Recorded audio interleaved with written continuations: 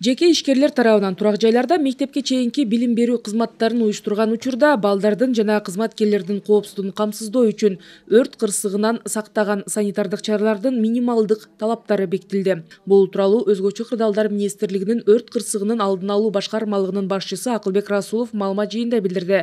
Айтымында бала бакчаларды ачууда өрт коопсуздугун камсыз кылуу боюнча минималдуу талаптар 37 пунктты камтыйт. Адамдарды эвакуациялоо пландары имараттын көрүнүктүү жеринде илиниши зарыл. Тарбиялануучулардын саны дагы бекитилген. Учурда бала бакча ачуу боюнча окуудан өтүүнү калагандардын саны 400гө жакындады. Эскерте кетсек, өкмөттүк акселераторлор программасы ушул жылдын март айында ишке кирген. Анын алкагында мамлекет Бишкек шаарынын Ленин жана 1-Май райондорунун жаңы конуштарында балдардын мектепке чейинки билим алуусун жакшыртууну көздөп жатат.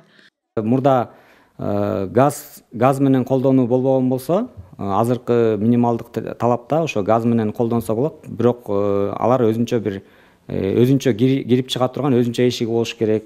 Ошондой эле эгерде газ колдоно турган болсо, ошону газа сигнализатор деп коет, ошо газдын утечкасы боюнча, баягы газдын чыгуусу боюнча сигнал бере турган бир датчиктер болуш керек.